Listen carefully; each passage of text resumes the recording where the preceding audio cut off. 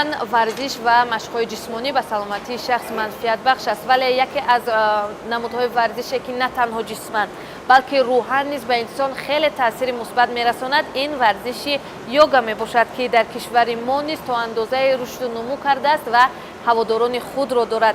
و همین خاطر ما این دفعه در برنامه اوید به منفعت‌های نمود ورزش یعنی یوگا برایتان معلومات می‌دهیم و ما دعوت نموده‌ایم روانشناس متخصص طب شرق محمود کبیری رو که برای شما معلومات مفصل‌تر اوید به منفعت‌های این نمود ورزش می‌دهند. و تا اون دمی که ما با روانشناس صحبت می‌کنیم بعضی از مشق‌های این نمود ورزش رو ورزشگر عزیزه اگمова برای ما نشان میدهند. و عموما این نمود ورزش به روحیه روانی شخص چگونه تاثیر می‌رساند؟ مشق‌ها چند هستند؟ مشق‌های جسمی و گوییم که مشق‌های روانی یا روحی.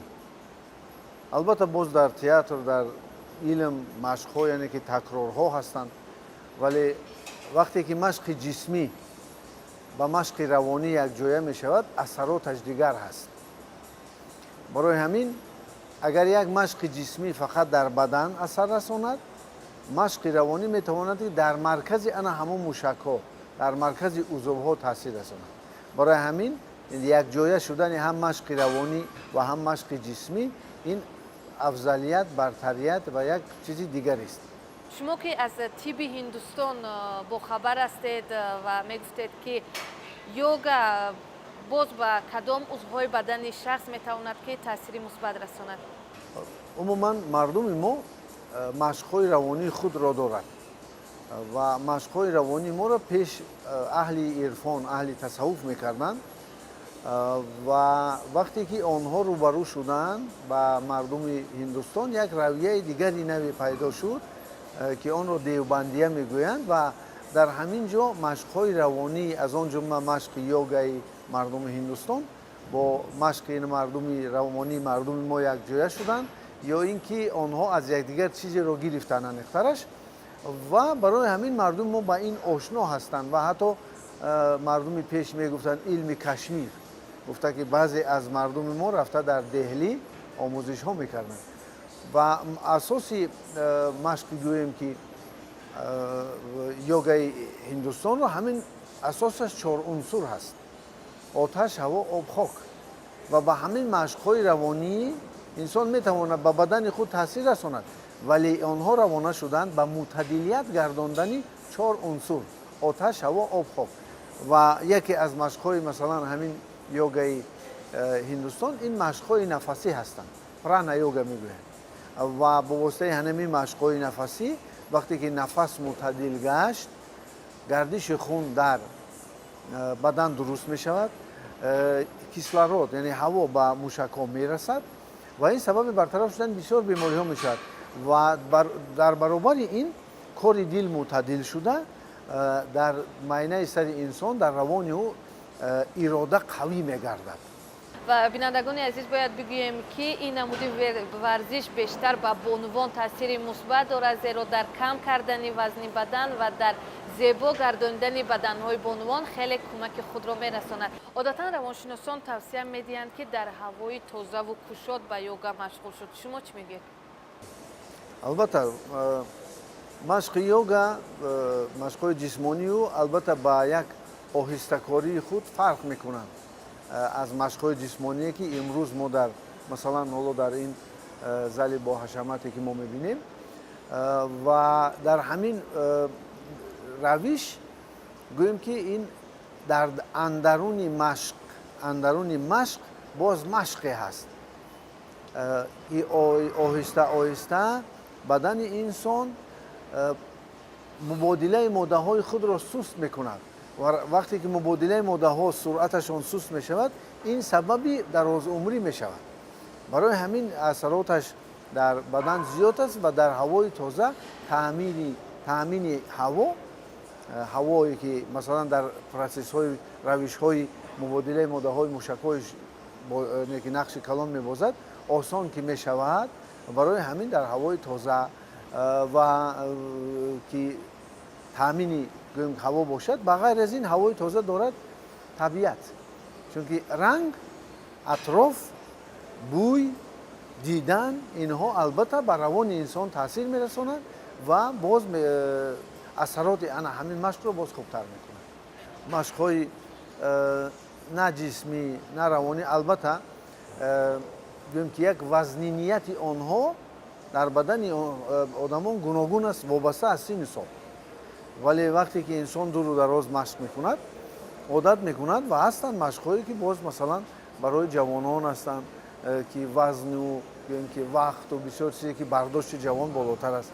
میگم که کسی وقتی که سن سال میگذرد البته باز مشق‌ها خاصیت‌های خاصی خود را دارند ولی خوبی مشق‌های که یوگا مشق‌های روانی تاجیکی ما در آن هستند که آنها چندیری ملایمی نرمی بدن نگاه می‌دارند. اینه که به زبان علمی میگن الاستیچنس نگاه داشته میشود. برای همین بسیار خوب است که انسان نوابسته از سن سال و باز کسانی که سن سال رفتن میگیرد جسماً کمتر مشق میکنند آنها با این اگر مشق کنند سبب عمر درازی آنها و کم کسل شدن آنها میشود. در طب یک مفهوم است آن را میگویند به زبان روسی پتانسیل پاکویا. این اقتدار آرامی آدم کلان می شود، یعنی که گوییم که اگر جوان باشد قدش جسمش در آرامی در خواب هم صحت می شوند هم قدشان دراز می شود هم دیگرگونی ها در خواب انسان می شود. برای همین وقتی که روش های مشق های یوگا که یک با خود حرکتی آهسته خاص دارند آنها به بدن چنین اثرات می رسانند که آنها همین اقتدار آرامی را در بدن بیدار میکنند و سرشت انسان خود را از نوسازی میکند و با اون اذیت با اون استرس که مردم ما زیان میگن نسبت به آنها استوارتر میشود. بینندگان عزیز عینی حال همکاران ما یک سوژه را اوید به منفیت های یوگا آماده نمودند که عینی حال آماده پخش است. یک جا تماشا میکنیم و بعدا صحبتمان را ادامه میدیم.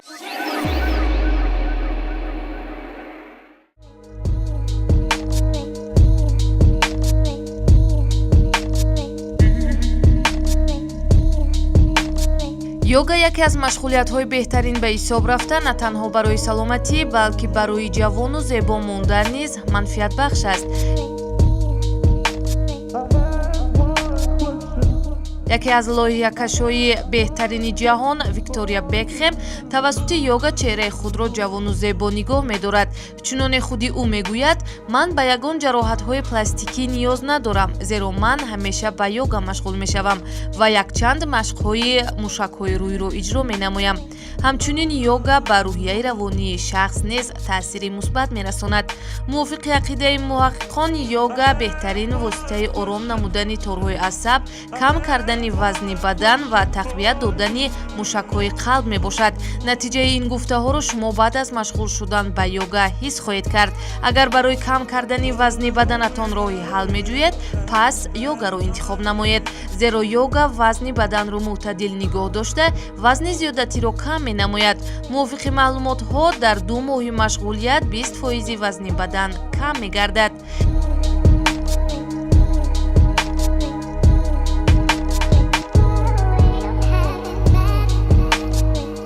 дар як шабонарӯз 20-30 дақиқа ба йога машғул шудан ин сабаби ба роҳат хоб кардан ва беҳтар гардидани кори қалби шумо мешавад.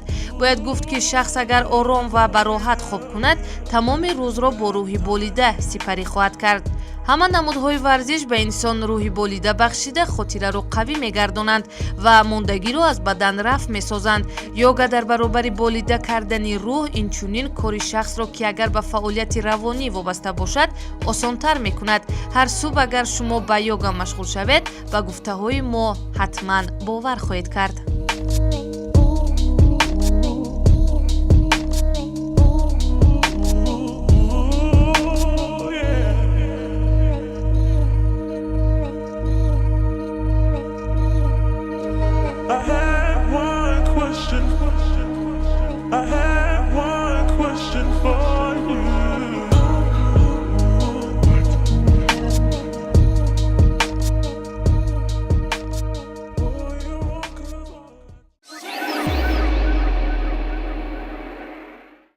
бинандагони азиз, барномаи варзиш ва тибро идома медиҳем ва акнун мегуфтед ки то чӣ андоза метавонад йога барои ба роҳат кардани хоби шахс таъсири мусбат расонад. тасаввур кунед ки хоб оромӣ аст. акнун пеш аз он ки инсон ором шавад, боз як машқҳои оромбахшанда, оромкунанда агар кунад, тезтар хобаш меояд ва майна аз ҳолати ангезаи рӯзона ба ҳолати боздорӣ меояд ва равишҳои хоб дуруст мешаванд. ҳатто хоббиниро ҳам нағз мекунад агар инсон пеш аз хоб як сукути оромкунандаe чи аз ҳисоби йога чи аз ҳисоби машқҳои равонии тоҷикӣ мебошад.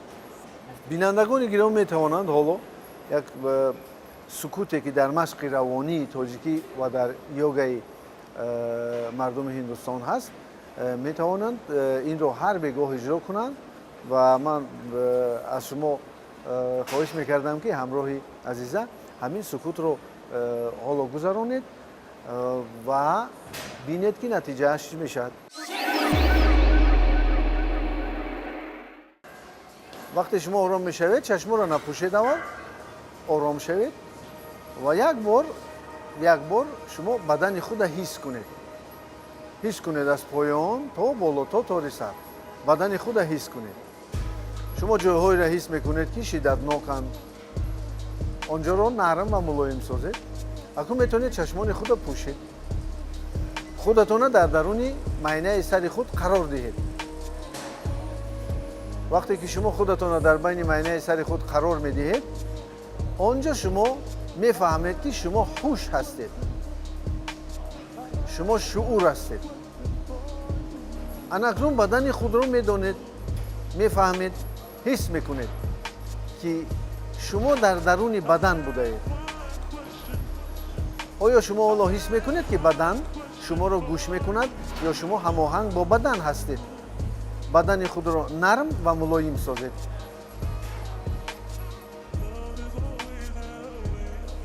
нафасро мӯътадил кунед. оҳиста оҳиста нафас гиред. аввал шикам нафас мегирад, сони қафаси сина.